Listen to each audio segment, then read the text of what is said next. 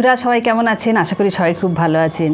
তো বন্ধুরা আমি আবারও চলে এসেছি আবার একটা খাওয়ার ব্লগ নিয়ে। তো চলুন আগে কি রান্না করে উঠতে পেরেছি সেটাই আগে দেখাই। বন্ধুরা এখানে নিয়েছি আমি সাদা ভাত, আর এখানে নিয়েছি পাট শাক ভাজা, একটু শশা নিয়েছি, আর আজকে এই যেরকম সুন্দর করে একটা মাংস রান্না করেছি। তো চলুন খাওয়া যাক। তো বন্ধুরা এখন এবারে খাওয়া শুরু করছি। তো সবার প্রথমে আমি পাট শাকটা দিয়ে খাবো। আর এই পাট শাকটা কিন্তু এত ভালো খেতে হয় বন্ধুরা, যারা খেয়েছেন তারা তো জানেন, আর যারা খাননি তারা অবশ্যই খাবেন। আর এতে দিয়েছিলাম শুকনো লঙ্কা। এই পাট শাকটা আমি পেঁয়াজ, শুকনো লঙ্কা আর অল্প একটু হলুদের গুঁড়ো আর স্বাদ মতো একটু লবণ, ব্যাস এই দিয়েছি, আর তেল দিয়ে ভেজেছি, ব্যাস আর কিছু না, কিন্তু খেতে দারুণ হয়। তো বিসমিল্লাহির রহমানির রহিম।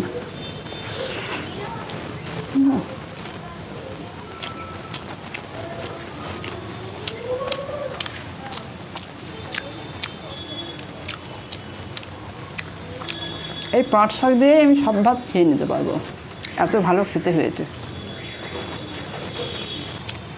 শুকনো লঙ্কা, পাট শাকটা খুব ভালো খেয়েছি। পাট শাক খাওয়া হয়ে গেছে, এবার নেব মাংস।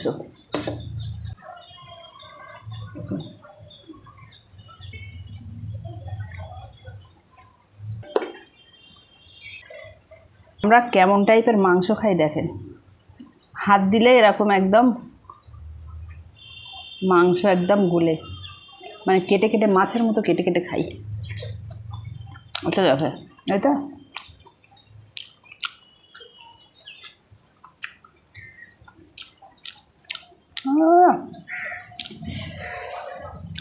অসম্ভব মজার হয়েছে।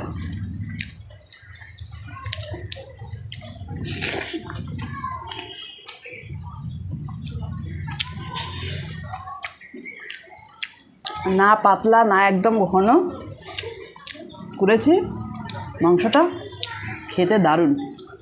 একটা হাড় দিয়েছে নলির, এর ভিতরের এই জিনিসটা খেতে খুব ভালো লাগে।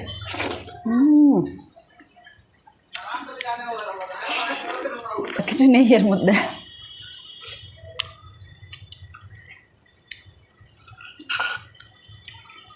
অনেক মাংস আমি খেতে পারি না, ওই একটু আধটু, 1 পিস 2 পিস ব্যাস, কিন্তু আমি 2-3 পিস 4 পিস খেয়ে নেবো, কিন্তু মাংস আমি বেশি খেতে পারি না। দারুণ হয়েছে ঝোলটা।